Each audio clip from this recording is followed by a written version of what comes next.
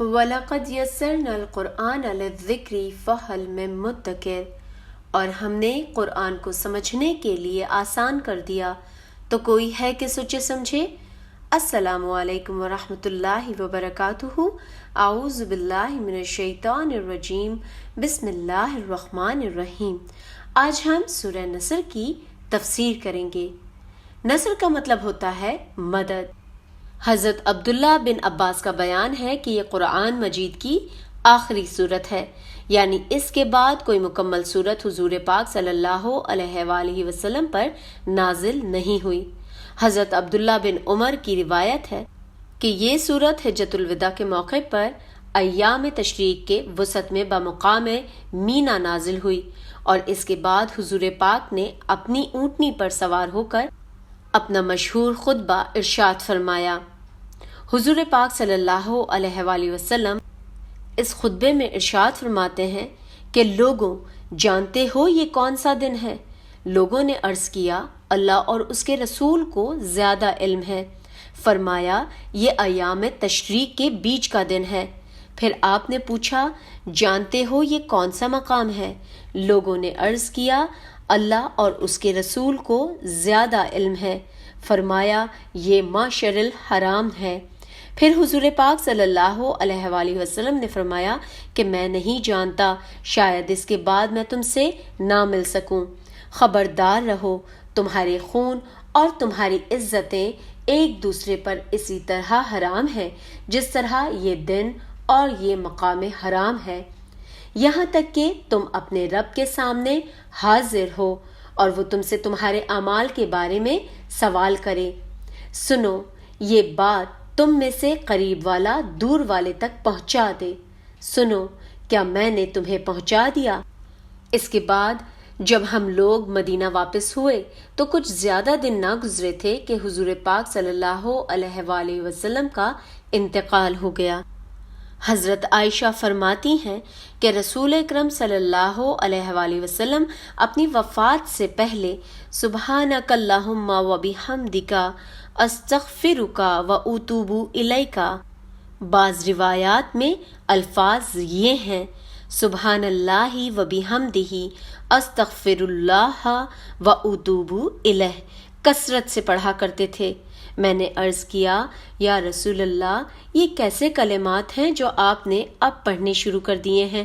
فرمایا، میرے لیے ایک علامت مقرر کر دی گئی ہے کہ جب میں اسے دیکھوں تو یہ الفاظ کہا کروں، اور وہ ہے اذا جاء نصر اللہ والفتح۔ اسی سے ملتی جلتی بعض روایات میں حضرت عائشہ کا بیان ہے کہ آپ اپنے رکوع و سجود میں بکثرت یہ الفاظ کہتے تھے، سبحانک اللہم و بحمدک اللہم اغفر لی۔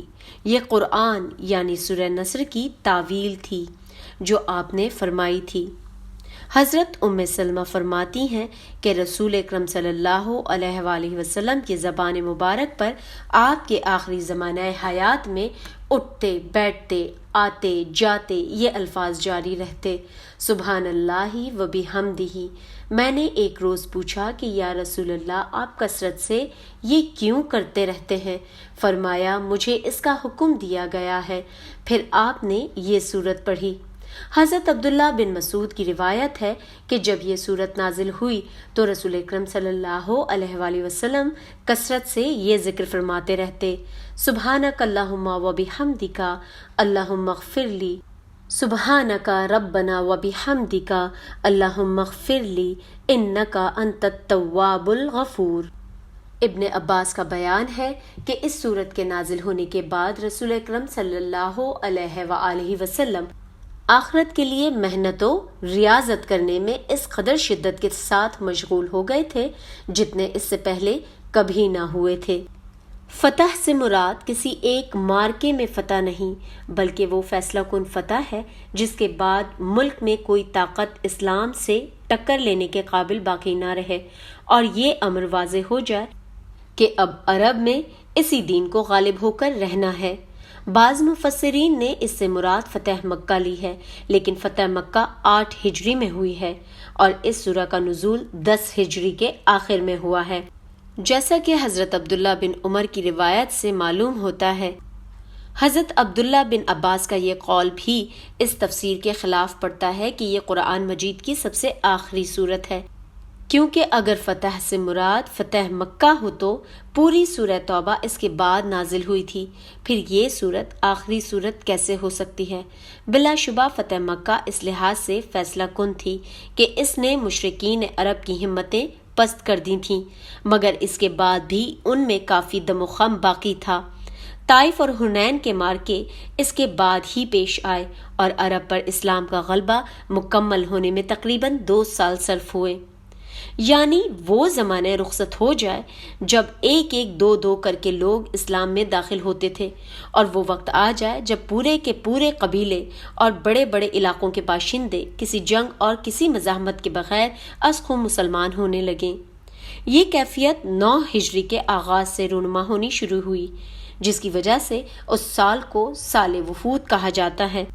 عرب کے گوشے گوشے سے وفد پر وفد رسول اکرم صلی اللہ علیہ وآلہ وسلم کی خدمت میں حاضر ہونے لگے اور اسلام قبول کر کے آپ صلی اللہ علیہ وآلہ وسلم کے دست مبارک پر بیعت کرنے لگے، یہاں تک کہ 10 ہجری میں جب حضور حجۃ الوداع کے لیے تشریف لے گئے، اس وقت پورا عرب اسلام کے زیر نگیں ہو چکا تھا اور ملک میں کوئی مشرک باقی نہ رہا تھا۔ ہم سے مراد اللہ تعالیٰ کی تعریف و ثنا کرنا بھی ہے اور اس کا شکر ادا کرنا بھی، اور تسبیح سے مراد اللہ تعالیٰ کو ہر لحاظ سے پاک اور منزہ قرار دینا ہے۔ اس موقع پر یہ ارشاد کہ اپنے رب کی قدرت کا یہ کرشمہ جب تم دیکھ لو تو اس کی حمد کے ساتھ اس کی تسبیح کرو۔ اس میں حمد کا مطلب یہ ہے کہ اس عظیم کامیابی کے متعلق تمہارے دل میں کبھی کسی خیال کا کوئی شائبہ تک نہ آئے کہ یہ تمہارے اپنے کمال کا نتیجہ ہے، بلکہ اس کو سراسر اللہ کا فضل و کرم سمجھو، اس پر اس کا شکر ادا کرو اور قلب و زبان سے اس امر کا اعتراف کرو کہ اس کامیابی کی ساری تعریف اللہ ہی کو پہنچتی ہے، اور تسبیح کا مطلب یہ ہے کہ اللہ کو اس سے پاک اور منزہ قرار دو کہ اس کے کلمے کا بلند ہونا تمہاری کسی سعی و کوشش کا محتاج یا اس پر منحصر تھا۔ اس کے برعکس تمہارا دل اس یقین سے لبریز رہے کہ تمہاری سعی و کوشش کی کامیابی اللہ کی تائید نصرت پر منحصر تھی، وہ اپنے جس بندے سے چاہتا اپنا کام لے سکتا تھا، اور یہ اس کا احسان ہے کہ اس نے یہ خدمت تم سے لی اور تمہارے ہاتھوں اپنے دین کا بول بالا کروایا۔ اس کے علاوہ تسبیح یعنی سبحان اللہ کہنے میں ایک پہلو تعجب کا بھی ہے۔ واقعہ پیش آتا تو آدمی سبحان اللہ کہتا ہے اور اس کا مطلب یہ ہوتا ہے کہ اللہ ہی کی قدرت سے ایسا حیرت انگیز واقعہ رونما ہوا ہے، ورنہ دنیا کی کسی طاقت کے بس میں نہ تھا کہ ایسا کرشمہ اس سے صادر ہو سکتا۔ یعنی اپنے رب سے دعا مانگو کہ جو خدمت اس نے تمہارے سپرد کی تھی اس کو انجام دینے میں تم سے جو بھول چوک یا کوتاہی بھی ہوئی ہو اس سے چشم پوشی اور درگزر فرمائے۔ یہ ہے وہ ادب جو اسلام میں بندے کو سکھایا گیا ہے۔ کسی انسان سے اللہ کے دین کی خواہ کیسی ہی بڑی سے بڑی خدمت انجام پائی ہو، اس کی راہ میں خواہ کتنی ہی قربانیاں اس نے دی ہوں، اور اس کی عبادت و بندگی بجا لانے میں خواہ کتنی ہی جان فشانیاں اس نے کی ہوں، اس کے دل میں کبھی یہ خیال تک نہ آنا چاہیے کہ میرے اوپر میرے رب کا جو حق تھا وہ میں نے پورا کا پورا ادا کر دیا ہے، بلکہ اسے ہمیشہ یہی سمجھنا چاہیے کہ جو کچھ مجھے کرنا چاہیے تھا وہ میں نہیں کر سکا، اور اسے اللہ ہی سے یہی دعا مانگنی چاہیے کہ اس کا حق ادا کرنے میں جو کوتاہی بھی مجھ سے ہوئی ہو اس سے درگزر فرما کر میری حقیری خدمت قبول فرما لے۔ یہ ادب جب رسول اکرم صلی اللہ علیہ وآلہ وسلم کو سکھایا گیا، جن سے بڑھ کر اللہ کی راہ میں صحیح و جہد کرنے والے کسی انسان کا تصور تک نہیں کیا جا سکتا، تو دوسرے کسی کا یہ مقام کہاں ہو سکتا ہے کہ وہ اپنے عمل کو کوئی بڑا عمل سمجھے اور اس غرے میں مبتلا ہو کہ اللہ کا جو حق اس پر تھا وہ اس نے ادا کر دیا ہے۔ اللہ کا حق اس سے بہت بالا و برتر ہے کہ کوئی مخلوق اسے ادا کر سکے۔